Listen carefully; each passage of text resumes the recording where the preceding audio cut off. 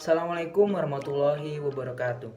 Kami dari Prodi Keperawatan Anestesiologi Universitas Muhammadiyah Purwokerto. Di sini kami akan melaksanakan tugas dari mata kuliah komunikasi elektif, yaitu pembuatan video mengenai komunikasi terapeutik, khususnya yaitu teknik konfrontasi. Adapun teknik konfrontasi adalah merupakan proses interpersonal yang digunakan oleh perawat untuk memfasilitasi, memodifikasi, dan perluasan dari gambaran diri orang lain.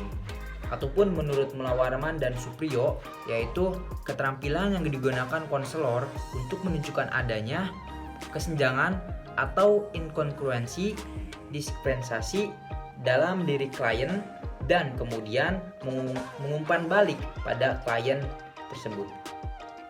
Dengan kesimpulan bahwa teknik konfrontasi adalah teknik dalam konseling yang digunakan untuk menunjukkan adanya kesenjangan atau ketidakcocokan antara dua pernyataan yang dikatakan klien, antara ungkapan verbal dan ungkapan nonverbal, atau antara kata-kata dan tindakan klien. Adapun tujuan dari teknik konfrontasi adalah supaya klien menyadari akan adanya kesenjangan-kesenjangan atau perbedaan-perbedaan dalam pemikiran, perasaan, dan perilaku klien. Berikut adalah contoh dari praktik teknik konfrontasi.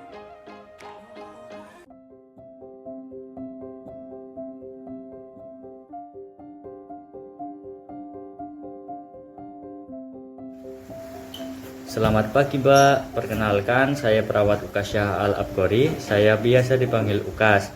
Saya mahasiswa Fakultas Ilmu Kesehatan Universitas Muhammadiyah Purwokerto. Saya bertugas di sini dari pukul 8 pagi sampai pukul 2 siang untuk membantu dan merawat mbaknya. Nama Mbak Anindita, dan lebih senang dipanggil apa ya Mbak? Selamat pagi juga Mas, saya biasa dipanggil Anin. Apa yang dirasakan Mbak saat ini? Saya merasakan nyeri dan ngilu di gigi. Baiklah Mbak, bolehkah kita berbincang-bincang sebentar untuk mengenai keluhan dan perasaan Mbak saat ini?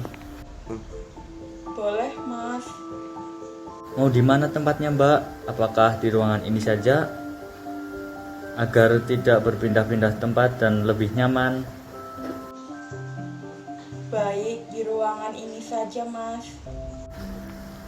Permisi Mbak, sekarang saya ajak ngobrol ya. Apakah Mbak mau berbaring atau duduk saja? Iya baik Mas, saya berbaring saja Mas. Sejak kapan Mbak merasakan ngilu dan nyeri pada gigi, dan berapa frekuensinya? Saya merasakannya sehari yang lalu, dan biasanya setiap saya makan atau minum gigi saya terasa nyeri dan ngilu. Untuk pola makan, bagaimana pola makan Mbak dalam sehari? Saya sering mengonsumsi makanan dan minuman yang manis setiap harinya. Baik Mbak, kalau begitu apakah saya boleh memberikan saran kepada Mbak agar rasa nyeri dan ngilu di gigi Mbak segera lekas membaik? Boleh Mas, bagaimana caranya? Jadi gini ya Mbak, Mbak harus menjaga pola makan yang sehat. Seperti Mbak jangan makanan ataupun minum yang manis setiap hari, dan juga jangan makan ataupun minuman yang panas ataupun dingin secara bersamaan, sebab itulah yang membuat gigi Mbak terasa nyeri dan ngilu. Baik Mas, saya akan terapkan pola hidup makan yang sehat. Lalu apa ada lagi cara agar gigi saya tidak terasa nyeri atau ngilu? Dan ada satu lagi Mbak harus menjaga kebersihan mulut dengan menggosok gigi 2 kali sehari minimal. Sesaat bangun tidur di pagi hari dan saat akan tidur di malam hari. Wah, baiklah Mas. Terima kasih atas semua sarannya. Iya, sama-sama Mbak. Semoga lekas sembuh ya Mbak. Iya Mas. Saya kira sekian dulu untuk perbincangan kita hari ini ya Mbak. Nanti kita lanjutkan di lain waktu untuk membahas lebih lanjut dan dengan apa yang sudah saya berikan tadi. Iya Mas, terima kasih atas waktunya. Menurut Mbak, kita bisa berbincang kapan lagi ya? Dan di mana tempatnya? Bagaimana kalau besok lusa jam 1 siang Mbak? Boleh Mas, lusa saja jam 1 siang. Baiklah kalau begitu saya permisi dulu ya Mbak. Sampai jumpa besok lusa Mbak. Selamat pagi.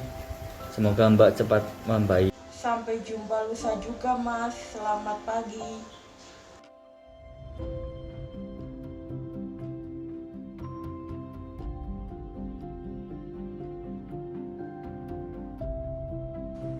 Selamat pagi Mbak, perkenalkan nama saya Eka Yanda Putri Askia, biasa dipanggil Eka. Saya mahasiswa dari Fakultas Ilmu Kesehatan Prodi Keperawatan Anestesiologi. Di sini saya membantu dan merawat Mbak. Apakah benar ini dengan Mbak Nurholis? Biasanya lebih senang dipanggil apa? Selamat pagi juga Mbak, saya biasa dipanggil Holis. Baik Mbak, apa yang dirasakan Mbak Holis sekarang? Alhamdulillah merasa baikan Mbak, walaupun masih terasa lemas. Baik, sesuai kontrak kerja kemarin, di sini saya akan memberikan pengetahuan terkait penyakit diare. Apakah Mbak bersedia? Bersedia Mbak? Baik, jika bersedia, saya minta waktu Mbak sekitar 3-5 menit. Tempatnya mau di luar ruangan atau di dalam ruangan ya Mbak? Di dalam ruangan ini saja Mbak. Baik, saya mulai ya Mbak. Mbak mau berbaring atau duduk? Baik Mbak, saya duduk saja. Baiklah, sebelum ke tindakan selanjutnya, saya akan menanyakan gejala-gejala apa sih yang Mbak rasakan? Gejala yang saya rasakan adalah pusing, badan saya lemas, dan mual terus-menerus Mbak. Emang sebelumnya Mbak makan apa? Akhir-akhir ini saya makan yang pedas-pedas dan berminyak Mbak. Baiklah, saya mulai ya Mbak. Pada kesempatan kali ini saya akan mengedukasikan terkait pengertian, gejala, dan penyebab dari penyakit diare ini. Diare itu apa sih? Diare itu adalah penyakit yang menyebabkan si pasien ini sering buang air besar dengan kondisi tinja yang sangat encer. Pada umumnya, diare ini juga disebabkan oleh makanan dan minuman yang terkena virus atau bakteri. Nah, untuk gejalanya sendiri seperti yang Mbak katakan tadi, gejalanya seperti Mbak terasa pusing, lemas, dan buang air besar terus-menerus. Ada juga gejala lainnya seperti dehidrasi dan kurang cairan. Untuk pencegahannya sendiri, Mbak bisa mengonsumsi obat pereda nyeri atau obat yang memperlambat gerakan usus. Nah, sekarang saya sudah jelaskan ya Mbak. Saya ingin menanyakan ke Mbak nih, apa sih gejala-gejala dari diare ini? Dari yang saya tangkap dari penjelasan Mbak, gejala diare itu merasa mual, pusing, lemas, terus-menerus, BAB terus-menerus, dan juga dehidrasi. Baik, sudah benar. Berarti Mbak sekarang sudah mengetahui ya. Bagaimana perasaan Mbak setelah mengetahui? Iya Mbak, terima kasih atas waktunya. Saya kira cukup sekian ya perbincangan kita kali ini. Nanti kita bahas di lain waktu. Iya Mbak, terima kasih atas waktunya. Menurut Mbak kita bisa berbincang kapan lagi ya? Mungkin lusa jam 1 siang? Boleh Mbak, bisa saja jam 1 siang. Baiklah, kalau begitu saya permisi dulu ya Mbak. Selamat beristirahat, semoga lekas sembuh. Selamat pagi. Sampai jumpa lusa juga ya Mbak. Selamat pagi. Baik, berikut tadi adalah video tentang praktik teknik komunikasi terapeutik, yaitu konfrontasi.